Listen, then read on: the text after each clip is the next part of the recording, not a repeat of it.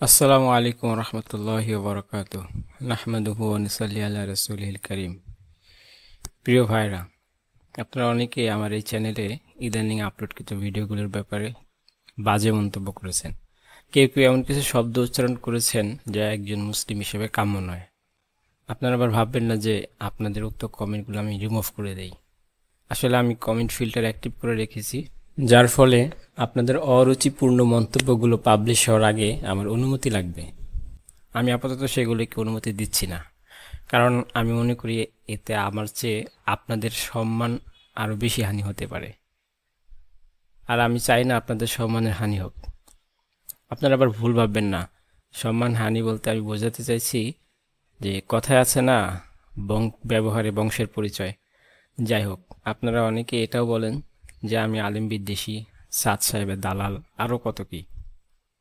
আমি বিনয়ের সাথে বলছি, ভাই, আমি এবং আমরা যারা নিজামুদ্দিন মার্কাজের মাথা হাতে চলি তারা আলেম বিদ্বেষী নই, বরং আমরা ওলামা হজরতদেরকে যতটা সম্মান ও মহব্বত করি তা অন্য কেউ করে না।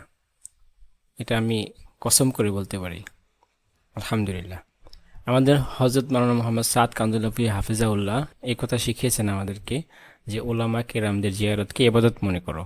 আলহামদুলিল্লাহ, আমরা আমাদের যথাসাধ্য চেষ্টা করি ওলামা কেরামদের সম্মান ও মহব্বত করতে। বাকি আল্লাহ তাআলা ভালো জানেন আমাদের অবস্থা। হযরত মাওলানা সাদ সাহেব দামাত বরকাতুহুম এর দালালি কেন করব আমরা? আমরা মাওলানা সাদ সাহেবের দালালও নই। তবে হ্যাঁ, তিনি যেহেতু আমির, তাই আমির হিসেবে তাকে মানি, কারণ কোরআন ও হাদিসে আমিরকে মানার কথা বলা হয়েছে। আমির যেমনই হোক, যদি আমিরের মাথা কিসমিসের মতো হয় তবুও সে আমিরকে মানা জরুরি, বরং কোরআন ও হাদিসের ভাষ্য অনুযায়ী আমিরকে মানা ওয়াজিব। আলহামদুলিল্লাহ, আমাদের আমির হযরত মাওলানা মোহাম্মদ সাদ কান্দুলবি হাফিজাউল্লাহ একজন সুদর্শন শরীফ ব্যক্তি, এবং তিনি একজন শাইখুল হাদিস, কোরআনের হাফিজ এবং উঁচু মাপের একজন আলেম। তার পিতৃপুরুষের পরম্পরা মিলিত হয়েছে সাইয়েদনা আবু বকর রাদিয়াল্লাহু আনহুর সাথে। আলহামদুলিল্লাহ, এমন একজন ব্যক্তিকে আমির হিসেবে মানতে পেরে নিজেকে ধন্য মনে করছি এবং আল্লাহর দরবারে শুকরিয়া আদায় করছি। আলহামদুলিল্লাহ। সারা বিশ্বের ওলামা হযরতগণ হযরত মাওলানা সাদ কান্দুলবি দামাত বরকাতুহুমকে আমির হিসেবে মানেন। ইল্লা মাশাআল্লাহ, কিছু তো ব্যতিক্রম থাকবেই, যেমন আমাদের দেশে আছে। আরেকটি বিষয় হচ্ছে, অনেকে বলেছেন এতদিন এই ধরনের ভিডিও দেননি, এখন কেন দিচ্ছেন? আমি তাদেরকে বলবো, আসলে এই ভিডিওগুলো নতুন নয়, আজ থেকে 5 বছর আগে থেকে এগুলো ইউটিউবে আপলোডকৃত, কিন্তু সেগুলো ওভাবে প্রচার করা হয়নি, এই জন্য যে আমাদের দাওয়াতের মেহনতের উসুলের খেলাফ এটি। আমাদের বড়রাও কখনো আমাদেরকে এগুলো প্রচার প্রসার করার জন্য উৎসাহিত করেননি, সবসময় আমাদেরকে এ ব্যাপারে নিরুৎসাহিত করেছেন। আমরা যদিও ব্যক্তিগতভাবে অনুমতি চেয়েছি, কিন্তু আমাদেরকে এ ব্যাপারে নিরুৎসাহিত করা হয়েছে। কিন্তু তবুও 2018-এর 1 ডিসেম্বর নিয়ে আমাদের মূলধারার সাথীদের ব্যাপারে, আমাদের আমির মাওলানা সাদ কান্দুলবি হাফিজাউল্লাহর ব্যাপারে সারা দেশের মসজিদে মসজিদে যে মিথ্যাচার আর কুৎসা রটনা করা হয়েছে, আমাদের ওলামা হযরতদের নেতৃত্বে আমাদের মুহিব্বিন ভাইগণ আমাদের উপর কত অত্যাচার নির্যাতন করেছেন।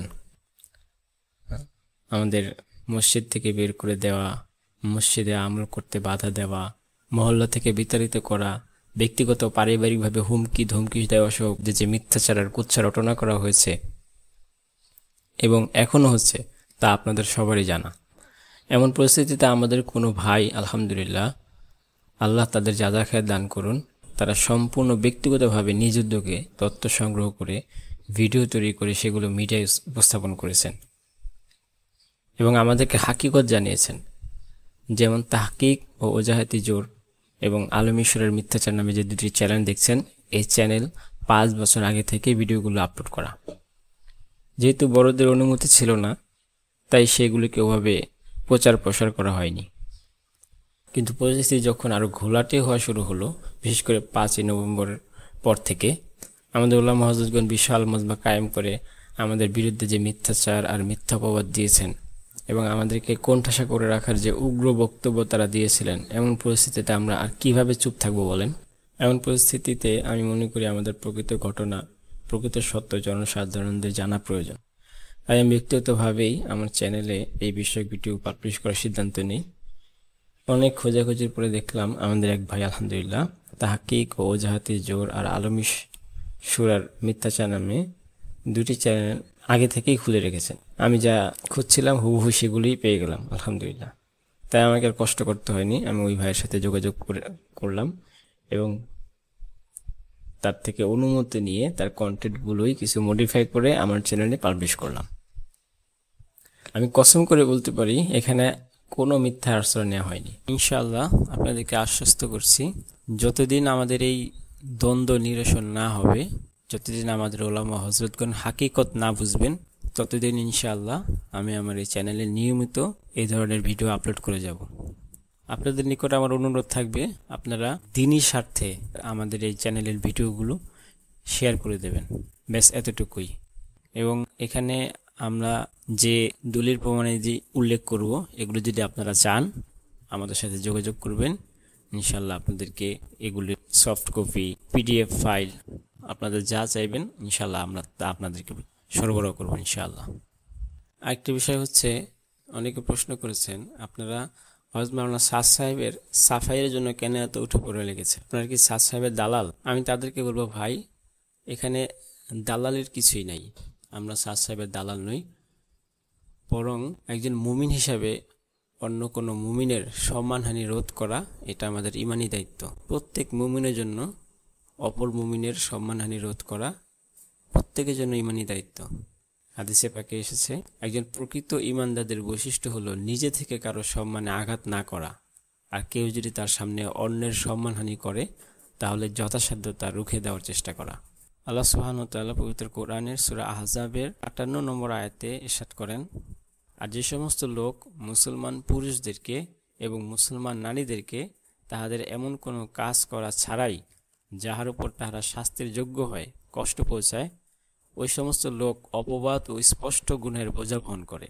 আল্লাহ সুবহানাহু ওয়া তাআলা সূরা হুমাযার ১ নং আয়াতে ইরশাদ করেন, প্রত্যেক এমন ব্যক্তির জন্য বড় সর্বনাশ যাহারা দোষ ত্রুটি বাহির করে এবং সমালোচনা করে। সূরা হুমাযা আয়াত ১। হযরত আবু বারজা আসলামী রাদিয়াল্লাহু আনহু থেকে বর্ণিত, রাসূলুল্লাহ সাল্লাল্লাহু আলাইহি ওয়াসাল্লাম ইরশাদ করিয়াছেন যে, হে লোক সকল, তোমরা যাহারা কেবল মুখে ঈমান আনিয়াছ, অন্তরে এখনও ঈমান প্রবেশ করে নাই, মুসলমানদের গীবত করিও না এবং তাহাদের দোষ ত্রুটির পিছনে পড়িও না। কেননা যে ব্যক্তি মুসলমানের দোষ ত্রুটির পিছনে পড়ে, আল্লাহ তাআলা তাহার দোষ ত্রুটির পিছনে পড়েন, আর আল্লাহ তাআলা যাহার দোষ ত্রুটির পিছনে পড়েন তাহাকে ঘরে বসা অবস্থায় লাঞ্ছিত করেন। আবু দাউদ শরীফ। হযরত আব্দুল্লাহ রাদিয়াল্লাহু আনহু বর্ণনা করেন যে রাসূলুল্লাহ সাল্লাল্লাহু আলাইহি ওয়াসাল্লাম ইরশাদ করিয়াছেন, মুসলমানকে গালি দেওয়া বদ্দিনী আর তাহাকে হত্যা করা কুফরি। বুখারী শরীফ।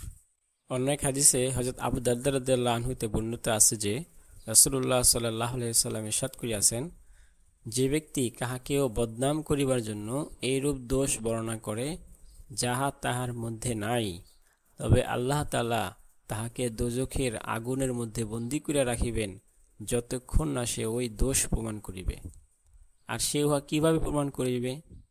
অন্য এক হাদিসে হযরত আব্দুল্লাহ ইবনে ওমর রাদিয়াল্লাহু আনহু বলেন, যে ব্যক্তি মুমিন সম্পর্কে এমন খারাপ কথা বলে যাহা তাহার মধ্যে নাই, আল্লাহ তাআলা তাহাকে দোজখীদের পুঁজ ও রক্তের কাদার মধ্যে রাখিবেন। অবশেষে সে নিজের অপবাদের শাস্তি পাইয়া ওই গুনাহ হইতে পবিত্র হইবে। আল্লাহ সুবহানাহু ওয়া তাআলা আমাদেরকে এই সমস্ত গুনাহ থেকে হেফাজত করেন। আমিন।